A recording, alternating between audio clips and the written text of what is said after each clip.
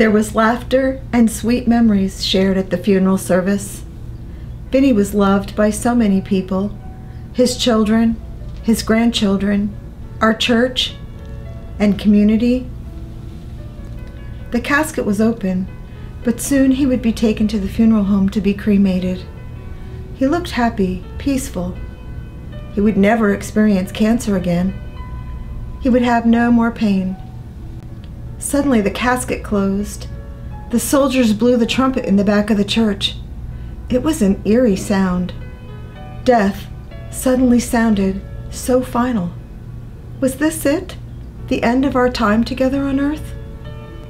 Our life together flashed before my eyes in those few moments he was in front of me. I heard the laughter of holiday mornings and family vacations. I could smell our salty beach days and our smoky camping trips. I thought about our wedding day and the weddings we gave our own children away. The grandbabies would never play with him again. How would we explain why he's no longer here with them? As for me, I would keep living. That's all I knew that day. Looking back, I could never have known how hard it would be to go to church without him, to make decisions about our home and the car, the kids, without his advice. I didn't know about the pit of loneliness that would hit me every night I arrived home alone. Did anyone understand what I was going through? Did anyone know how overwhelmed I felt, day in and day out, without him? Was there anyone who understood this journey? Anyone? His life ended, but it seems like mine did too.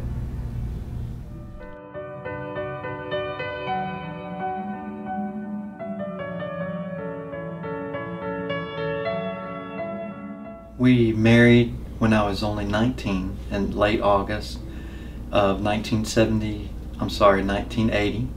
And shortly after that, just 3 months later, we found out that Nola was sick. In March of 1981, she passed away.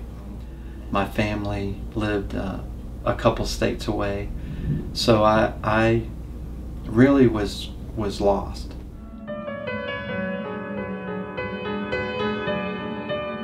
I was born with a vision impairment, actually, and then when I was 34 years of age, I was diagnosed with cancer.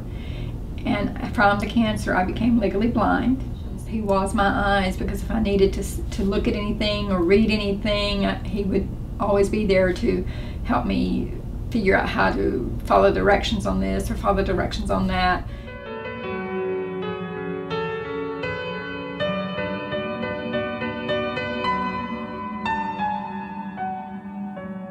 My wife ran over to her parents' home to get a book. She wanted to get a book for my dad to have in the hospital. And as she was going over there, she crossed a major highway in which she was T-boned. And she was pretty much killed instantly at that time. My wife was pregnant at the time, a few months pregnant. And of course we lost the baby as well there. So.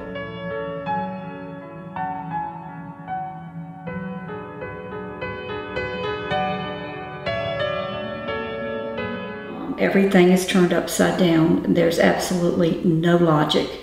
I could have spent my life in sadness, bitterness, anger, with the questions circling my mind, whys and what ifs. Why didn't I notice if there were any signs?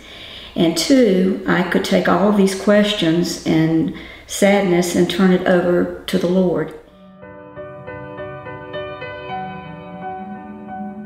That it's a confusing time for widows, very confusing time. They're starting all over in so many ways, and they're having to figure out how they're going to manage their time, their money, their schedule, the chores, the responsibilities that somebody else had helped them with, and now they're basically shouldering everything. Widows sort of hit the wall out there, and they are stunned by and a little overwhelmed by all that is now upon them.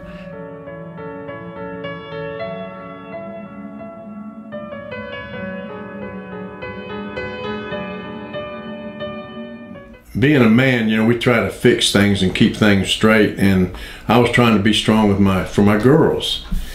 And it was, in public, I was okay. I'd go to church and everything was fine, but then I'd come home and I would just fall apart. I was eating junk food, I gained a lot of weight, and I knew there was more to life than just that, and I realized God had a plan for me.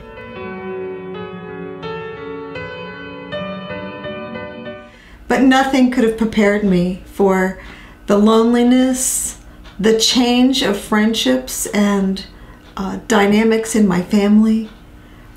Nothing could have prepared me for the change in my life.